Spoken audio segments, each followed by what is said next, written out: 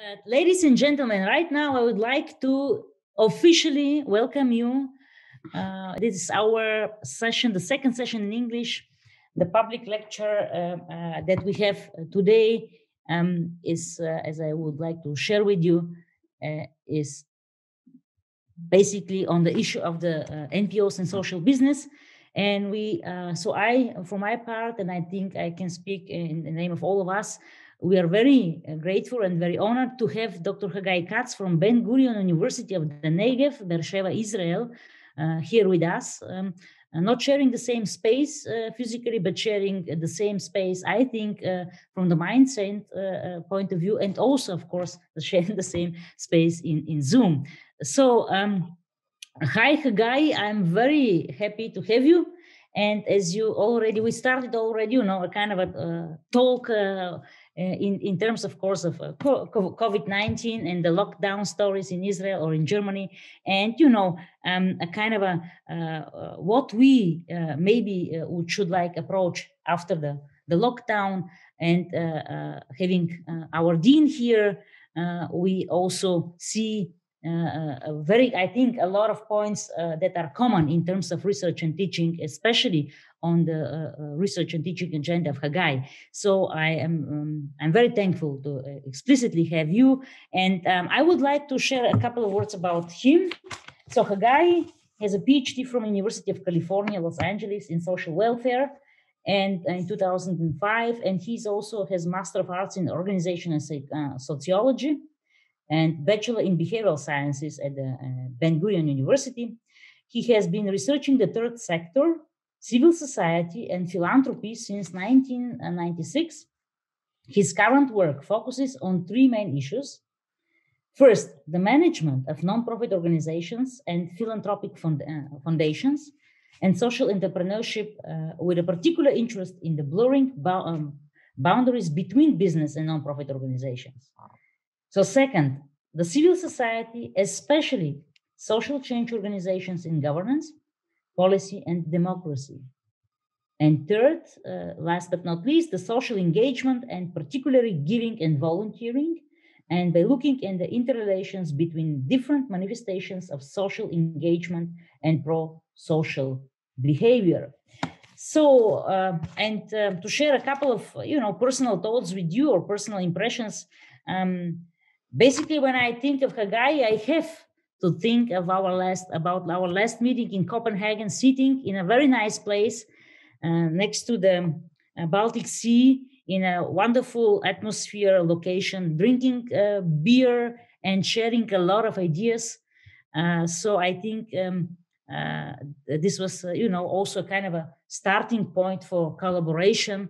And I hope we start with collaboration and we go to later on idea of even co-creation together in Birkenfeld and in Beer-Sheva, Israel. So Hagai, it's up to you. The stage is yours. Thank you very much. I'm very honored to be here. I was very pleased to be invited to participate in this series of talks, especially after the really good times we had in Copenhagen. And I'm excited to share some of my ideas and my thoughts and my conceptions. That's what I'm going to do now.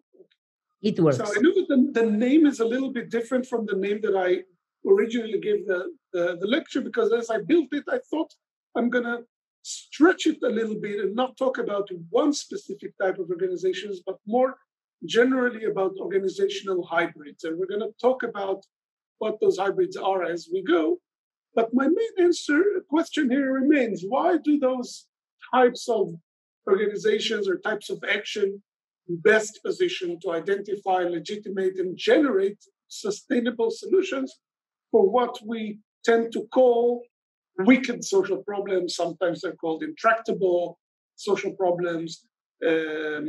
So we have some very major social problems that we have been having a hard time to solve for various reasons. Sometimes we don't know enough about them, or we have all kinds of evidence that are conflicting. In some places, things work differently. It affects a lot of people. And those people may have a lot of different opinions about how to solve this. Multi-stakeholder issues, multi-actors, a lot of miscommunication that goes between those actors. The solution of those requires a lot of money. They cost a lot. They require major efforts, major policy changes to cope with those problems. And they have a the tendency to get messy because they're very interconnected. So, for example, when they tried to provide electricity to alleviate issues of poverty in the rural parts of India, they generated a new problem of displacement because the solution was hydroelectric dams. So hydroelectric power is very clean, it's very effective, but it flooded major areas and displaced a lot of people that became internally displaced persons with a new group of problems. Now, those wicked problems are manifested in the 17, not all of them, but in some of the 17 goals, sustainable development goals that the United Nations is promoting solutions for. So one wicked problem is poverty, and another wicked problem is hunger, and another one is health. As we all can see, you're in lockdown. So we are very, very in the heart of these problems. Why are those problems wicked? Well, as we said, human systems are open systems. It means they are affected by a lot of factors, and those are very interconnected factors. So they are systems. So change in one part of it affects another part, and there are many, many intervening variables that we cannot control for. Human systems are highly diverse. So what we would want, or what fits Israelis does not fit people in Thailand and does not fit people in Birkenfeld. Developing countries versus developed countries, etc. Very, very different needs, very, very different backgrounds, very, very different environments, where different solutions work differently or are just totally irrelevant. Now, also, we have a major issue with the wicked problems is that they do not exhibit direct cause and effect outcomes. And sometimes also short-term outcomes are conflict with long-term outcomes. And we have very major difficulties establishing causality. So we don't always know when we put forth an intervention, whether this intervention actually caused the change, or if the change that was caused was really caused by this intervention. And of course, as we said, the conditions in human systems are interdependent. So one thing that happens in one place, it's more like the flutter of the butterfly in China will cause a rainstorm in Argentina. So as well, those problems have some very complicating additional characteristics. And the important one, I think, is here on the x-axis, and that is the number of stakeholders and institutions that are included. Not just the number, but also the level of agreement and consensus between those institutions. Now, if you want to solve a problem like hunger, you have to integrate the participants will be from the business sector, from civil society, from the nonprofit sector, from informal sector, families, households, from government, from international governments, local government, state government. All of those may have very conflicting and different interests, different values, different views. And this makes being able to solve those problems the more more and more difficult as they become more wicked. So pain problems, there's no problem to solve this. It's no hardship solving them, but real wicked problems like hunger become very complex because of the multiplicity of actors and interests, invested interests that play part in them. Now, the challenge that I want to address here, one of the challenges that makes it hard to provide solutions, not completely solved because those problems will never be fully solved, but at least provide some more effective solutions that I want to address here, is the problem that we have with existing models of action, and particularly the ones that come from business and government. They are part, or the way I see them, they are part of the problem more than they are part of the solution. Why is that? It is partly because what made those actors strong and rich is the existing condition. They don't want this condition to change. They are very weakly motivated to make real changes, and then they offer incremental changes.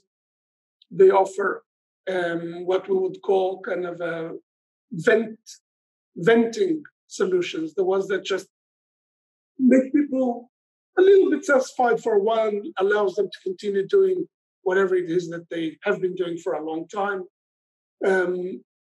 So we have, for example, all kinds of current practices that exacerbate the problems. Neoliberal policies are supposed to increase wealth, but they also increase inequality. And the wealth that they increase are of those that are already strong and rich. As we know, money always comes to money, and the current practices that those main strong, influential actors promote are the very practices that keep them in the hegemonic place. And we can definitely borrow here from Antonio Gramsci, who said that the hegemony is consisted of the interrelations between government and capital. Government is supported by capital, and capital is supported by government, and together they generate a taken for granted system of thinking that is almost voluntarily, but also partly coerced on the different participants and actors in society. And because this is the system that rules modern day societies, what we think the public wants, and demonstrated through elections, for example, is not usually what the public gets, because public choice is thwarted by those special interest groups that are usually the strong and rich groups that we have just mentioned. Now, the business sector in itself is a very problematic actor in those handling wicked social problems, because they usually prefer shareholder interests over public interests. Now, some of you will rightfully say there's corporate social responsibility. That is true. Corporate social responsibility has been a growing phenomenon. The question is how much of it, how much of the wealth of the business world is invested in it, and the answer is less than 1% globally. And how much of it is actual promoting pure sheer public interest is a very disputable point. Now, what the businesses do, they do innovate all the time. They generate change constantly, but this change is basically meaningless or almost meaningless in the context of wicked social problems, because it basically drives a machine of consumption. The new iPhone does not solve any problem. It creates more problems because people now are going to get rid of those old iPhones and generate more pollution. And when corporations consider their role as social actors and not just business interests, they usually see the part of doing good, their social responsibilities as opposite or at best tangent to making the shareholder, meeting the shareholder interest by generating what they call corporate performance, which is primarily financial, and financial performance is seen as the major performance or the most important performance a corporate should seek. Now, of course, people would say, so what's up? Why can't civil society meet those challenges? Well, civil society is trying to meet those challenges, and they are more interested in meeting those challenges than businesses are, for sure. But they fail for various reasons, and I'm not going to go into too many of them because it's not a lecture on the dysfunctions of the nonprofit sector. They have funding problems, they have leadership issues, they have effectiveness issues that make producing large-scale change very, very limited on part of the nonprofit sector. Now, civil society as well has been pushing for a lot of innovation, a lot of political change. We've seen the 1% and Occupy Wall Street, and there's been a mass protests in Israel too in 2011, and there are protests now in Israel as well. But mass protests and civil society or social movements lack organization. They are good in raising issues to the public discourse table, but they're not very good at providing solutions or implementing them. Now, we need also to notice the fact that wicked problems have a very specific trajectory. They have what Spector and Katz called natural history. First, a wicked problem emerges. Okay, let's take something that is relatively new. The problem of plastic pollution. Okay, it didn't exist 100 years ago because nobody made plastics. It emerged plastics emerged 100 years ago, and in the last 50 years, we started understanding that plastics are a problem. And then people started complaining or saying, hey, there's a problem, please do something about it. And they were going to governments and to businesses to demand change. This is what Spector and Katz call claims making. Now, claims making is not very effective as long as the issue that the claims making are trying to make visible is not considered an important or legitimate. And that is the next step. Unless this issue reaches general legitimacy by governments, by business, by public opinion, the media, etc., there is very little likelihood that anybody is going to engage with it. Engagement with or limited legitimacy issues is usually limited only to the nonprofit sector and to civil society. That's where marginal interests or marginalized interests usually are dealt with or promoted. So you need an actor, some kind of actors that will perform this process of legitimization. Once this is legitimized, those actors usually do also some kind of representation of the publics that started the claims making and renew the claims making on the grounds of the legitimacy of the issue. And this is what generates a process or the beginning of a process of developing alternative strategies, different strategies to try and alleviate the wicked problem. Now, the problem is, as I said, that the existing actors have been doing the same thing because those same things are good for them. And they are not very likely to get out of their comfort zone or do something that defies their own interest. And that is basically what insanity is. Attributed to Einstein wrongly, this sentence is very, very smart. It says insanity is doing the same thing over and over again and expecting different results. So we need to do something different. And the question is, what? What do we need to do something different?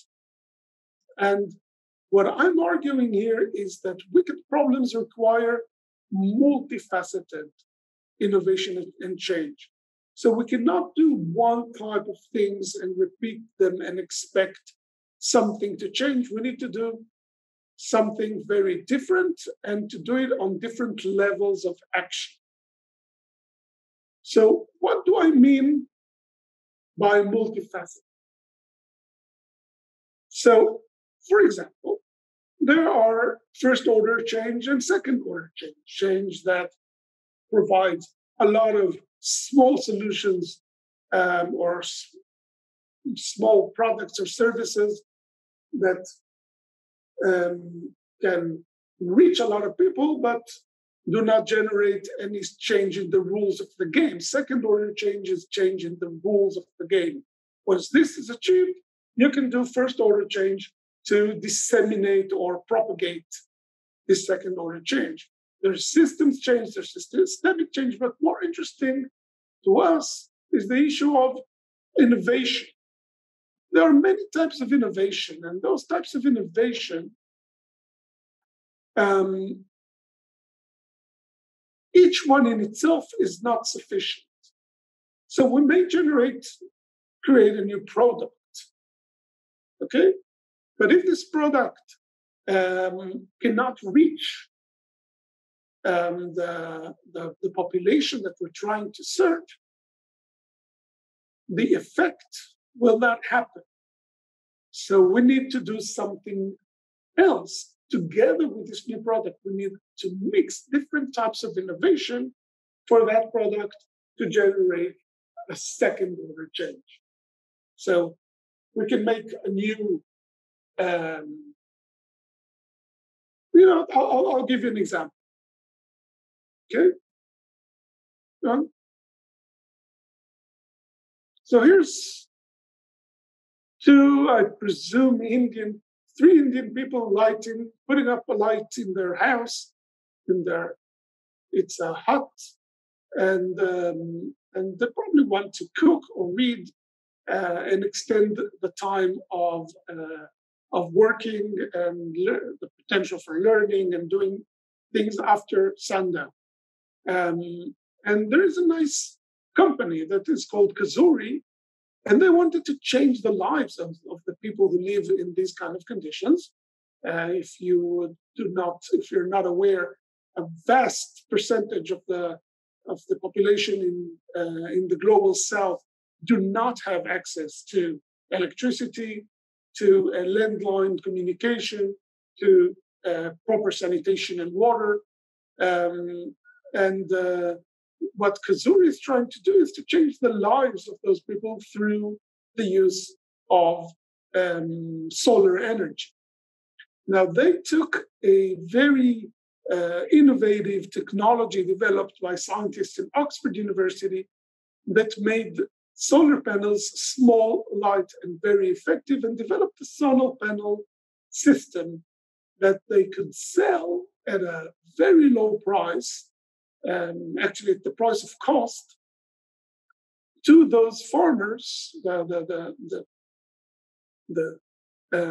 villagers, so that they can have a light or even charge a phone in their house.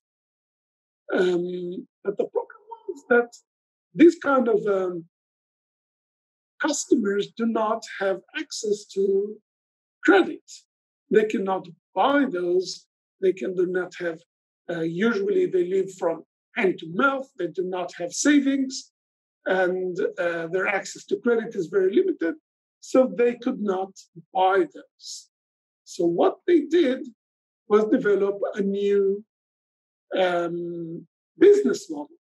Instead of selling those systems to the villagers, they developed a nice little machine that you can see me pointing at right now with the arrow, in which those people would buy scratch cards, and the scratch cards would have codes, and they would input those codes, and you'd buy 12 scratch cards for, like, instead of buying this whole thing for $8, they would buy scratch cards for $8 during 12 months. Once they finished paying that for 12 months, the machine would unlock.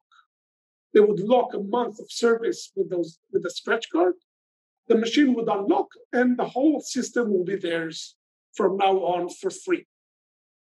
So what we see here is a mix of two different, or more than two different types of innovation. Product innovation with a business model innovation with an organizational innovation, which is a social business.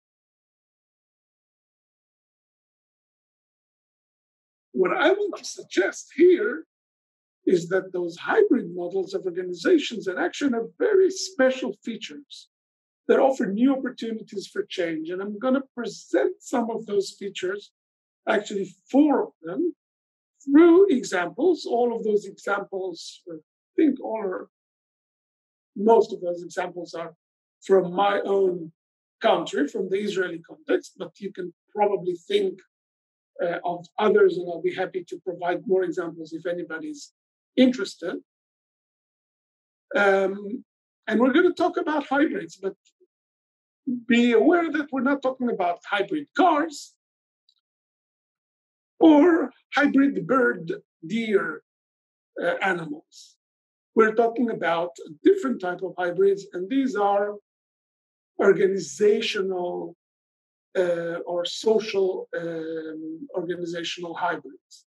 A hybrid organization is a type of organization, or many types of organizations, that mix elements, value systems, and action logics from various sectors of the economy, of society, the public sector, the private sector, businesses, and the voluntary or nonprofit sector. So nonprofit sector, the main thrust of it is social impact, and the business sector, the main thrust of it is profit and shareholder value. So we're talking about very different value systems, very different conceptions of how value is generated and how the funding of this, of new ideas can arrive, either from selling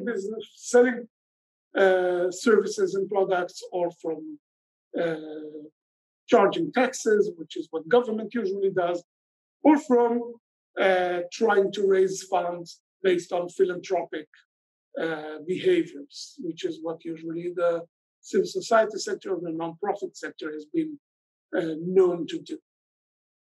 Not correctly, because nonprofit sector in most of the world is financed more by government than by donations. But there are, between those 3 different distinct sectors with their different logics and values, there are some overlapping areas and some, let's call them frontiers, the kind of no man's lands of business models exist between the private, nonprofit, and public sectors. And we can see that they can be either between the government and the private sector, such as public-private partnerships, competitive sourcing, government-owned firms. These are business organizations that are owned by government, There are hybrids between the nonprofit sector and the public sector, such as third-party government, where the public sector is funding services provided by the nonprofit sector. And there are, of course, between the nonprofit sector and the private sector, such as corporate social responsibility from the corporate sector, the business sector side, or earned income ventures from the nonprofit sector side. So a museum can hold a bookstore to supplement its income, and this is an earned income venture of the museum. It doesn't really mix with the museum's main purpose. It's just an appendix to this main purpose of providing art and leisure and education to the public. We're trying to look now more at the hybrids that encompass all three of those. At best, some encompass two of those sectors, some encompass three of those sectors, and exemplify some of my what I contend are the special features of hybrids. So, mind you, this is not an exhaustive list of the special features of hybrids. There are more than the four that I'm going to count here. But these are, I think, four that are interesting for the sake of the argument and for the limited time of our presentation. So what is new about hybrids? One of the things that hybrids do and the others don't is advocating for a new issue, disseminating and propagating a concept.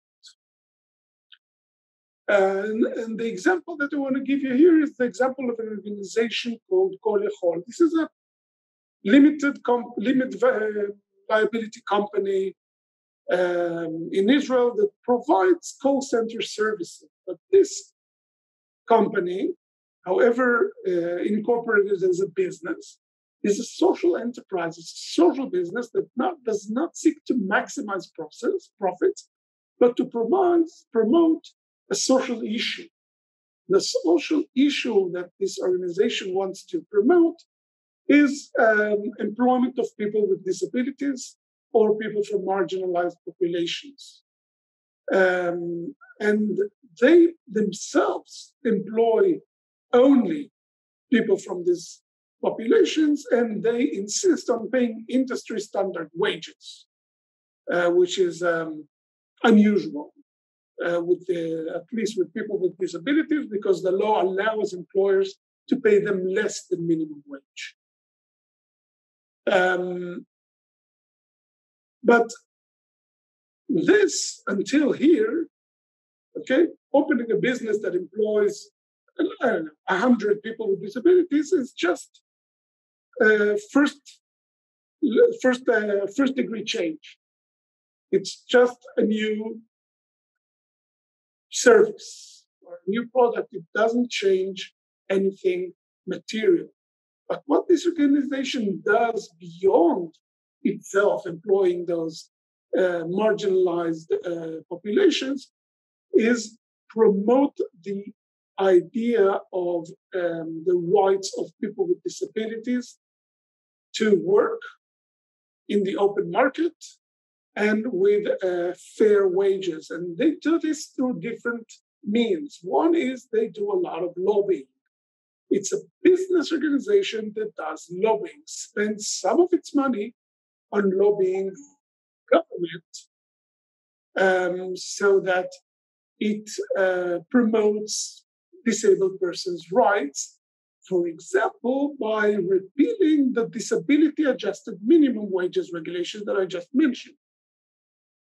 If you employ in Israel, if you employ a person with a disability and the social worker from the agency that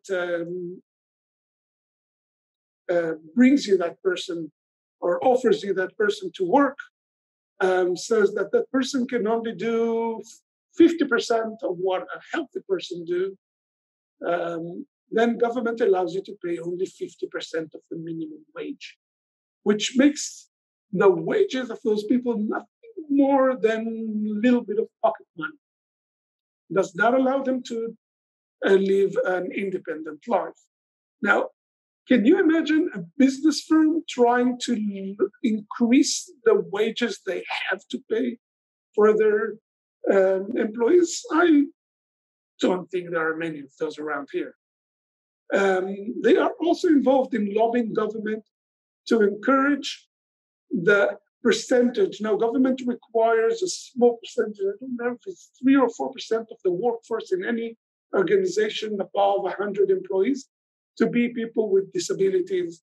They have been involved in lobbying for this requirement.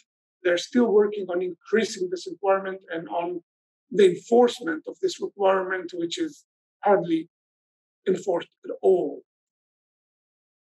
The third means is very interesting too. We cannot imagine a business firm selling its own. We cannot imagine a business firm selling its own, or not selling, giving away its own. Oh, no, somebody is really annoying me here. Sorry, incoming calls. A business firm that is giving its basic patents, its basic mode of operation, its core business concept, just giving it away for free. And these kind of organizations definitely do that. And the way that Kol Yachol does it is they've opened an employers academy, which basically teaches other businesses how to run the same model that they have developed and gives them their competitive edge. So these are the kind of functions that this type of organization, the business social hybrid organizations, do that other organizations, for profit business organizations, will never do or will hardly ever do. And this is part of the legitimacy process. So these are the organizations that take those claims and disseminate the claims themselves, promote the claims, generate the legitimacy through lobbying activity, through public activity, through public relations activity, etc. And then they also propagate, they help develop solutions, and they propagate and disseminate those solutions. Second example is the fact that those organizations, the second issue, the second benefit or advantage, that those organizations do not see the corporate interest and the public interest as distinct or separate. An example for that is impact investing. This is a new, it's almost a fad now, almost a fashion, where companies investors, private investors, company investors, invest into companies, organizations, and funds where they think or believe that those will generate some social or environmental impact. And so those investments provide capital to address social and environmental issues that some of them or many of them are a part of wicked social problems that we've defined before. An example or a case for that is an organization, an Israeli organization called Zora. Zora is a venture capital firm.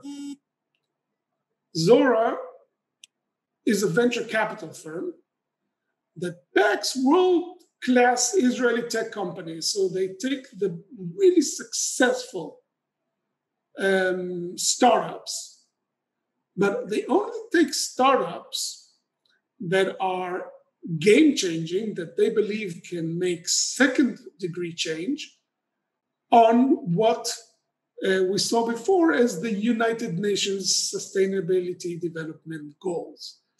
And the list of the startups, and these are all technological startups that provide an additional social impact. So they do not contribute to an elderly shelter for the elderly homeless people. They promote, they support, they fund, they provide seed funding for technological startups that can promote, as you can see, some of the different SDGs, such as environmental degradation and health benefits. Another example, now the Zora was an investor, but there are also initiatives that provide platforms for investors, such as me and you, or of course your pension fund. They also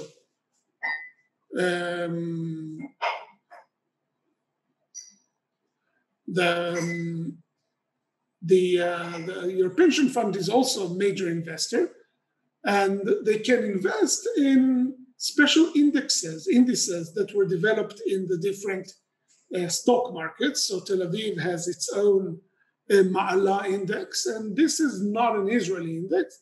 It's the MSCI Sustainable Impact Index, and it shows several social issues that it wants to promote, and it chooses businesses, firms that invest most of their revenue or gain most of their revenue or invest most of their funds in providing services, products and services that generate an impact on this list of issues that you see below. Number 3, a different type of, let's call it hybrid animal in the hybrid organizational world is the kinds of there are not specific organizations, but more multi-sectoral collaborations and that provide collaboration and cross-learning. Prime, although fairly criticized phenomenon in this world is social impact bonds. Now, don't get confused, these are not really bonds. Okay, a bond is some kind of a stock a paper that you can buy, and it's a type of saving, et cetera, with a limited risk, but also limited benefits or interest rates, et cetera. It's called bonds, but it's not really bonds. These are more kind of risk sharing, pay for results, or outcome-based contracts. Between the 3 different sectors that we have talked about before, service providers, non-profit organizations usually, investors, these are usually firms, business firms, and private high net worth individuals, and governments. And those are meant to develop new solutions for those pertinent, vicious social problems that we've spoken about before. And the way that they provide input private capital into social service provision, and they are trying to reform the way the public sector and the third sector works and resolve some of the issues that those sectors have. Now, the way that these work is that a social issue is raised by some kind of actor, usually some kind of a civil society actor, and the lead contractor, an organization that is sometimes a business organization, sometimes a non-profit organization that acts as the intermediary, tries to generate a contract to coordinate the interaction, this collaboration between the 3 sectors. This contractor, the intermediary, brings in investors, and and brings in a service provider. The service provider develops a service or a solution, a program that is meant to assist a target population. And the intermediary brings the money from the investors, convinces the investors that this program will actually make some significant change, and that that change can be proven and shown, actually evaluated, assessed, and shown to actually have happened, and that this change will save money for somebody who's willing to pay for that. That somebody in most cases is government, not always. Sometimes it is a community foundation or a philanthropic foundation, but in most cases it is government. And what government does is it follows this, excuse me,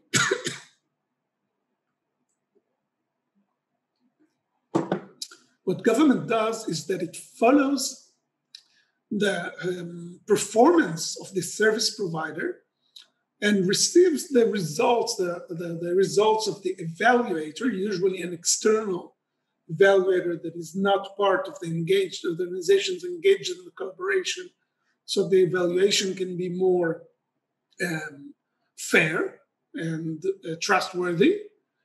And once the government is satisfied that the goals of the program of this intervention were reached and the savings for it in government expenses has been made, the government will return the money to the investor plus an interest.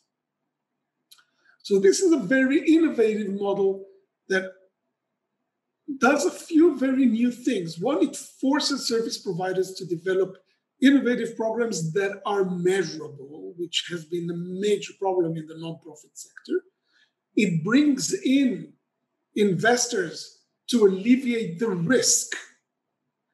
They take the risk of the program, of the intervention, but the government is also carrying some of the burden of this risk.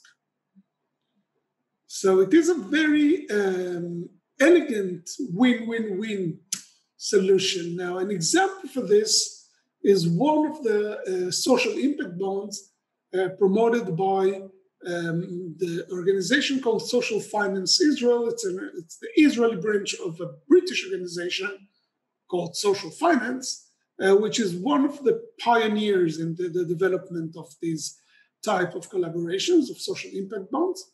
And this is one of, I think, 5 that have already developed in Israel, which is a program intended to enhance math achievements for Bedouin youth. Bedouins are very poor, marginalized, underdeveloped, unfairly treated minority in Israel. And their performance, their schooling performance is extremely low, which prevents them from generating any sustainable change for this community. So what Social Finance did, they joined an organization called Beit Yatziv, which is an organization in Beer-Sheva, in the city where my university is. And that university has programs for science teaching science, mostly afternoon programs, summer programs for teaching science for kids and youth. This organization is known for the quality programs, and they've developed a program together with the municipality of the town from which the kids come, academic assistance from a local teachers college, and of course the school staff from the schools from which the students come. And this program is a 3-year program for kids in grades 10 to 12 to allow them to reach a level of matriculation, the higher levels of matriculation at the end of their 12th grade. The money for this was raised from private investments, a few from some of them larger foundations, but a lot of it from actual business investors. And there is an independent assessment organization that will give the Israeli Ministry of Education a yearly evaluation of the progress of the program.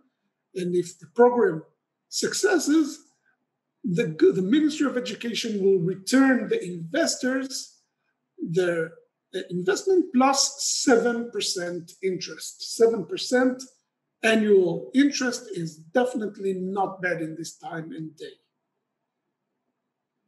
Now, why does the Israeli ministry want to do that? Because those kids, if they have better education, they can integrate in the job market. They can generate productivity for the Israeli economy, and they can reduce poverty and the dependence on stipends from government. So the Israeli ministry saves money if those kids are better at math.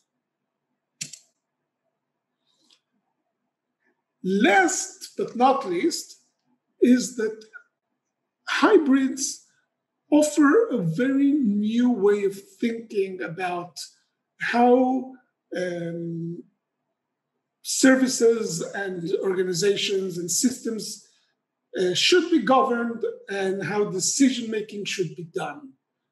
And it is usually a mix of, they offer a mix of public engagement, shared value, shared planning, and bottom-up as well as top-down processes of deciding on programs, designing the programs, implementing the programs, and evaluating the programs. One of the models that is most frequently used in any model of social entrepreneurship is what is called design thinking. Design thinking is a program development and design process that is based on collaborative efforts and is used in most social innovation contexts. And you can find design thinking highlighted in any social entrepreneurship courses and curriculums and in any social entrepreneurship conferences and social innovation conferences. It's a main, I wouldn't say a buzzword because it's beyond the buzzword. It's actually one of the main instruments. And the process that you see here in this lovely graph from a figure from the Stanford University is interesting because it starts with the main, I think for me, the main special characteristic of design thinking, and it starts with empathizing. The whole concept of design thinking is based on empathy with the publics that you're trying to serve. And this empathy is seen as a dialogue. And in order to do well for the community, for your constituents, for your recipients, your beneficiaries, et cetera, you need to talk with them. You need to go down to the field, interview, and what they call seek to understand in a non-judgmental manner. So the ideas and the needs come from the public, then the designers, the nonprofit, the entrepreneur, etc., define a solution or define the problem. Then they go back to the community to ideate together with them. They share ideas and try to receive the input from the community about how these ideas work for them or don't. And then they prototype and they test those ideas together with the community.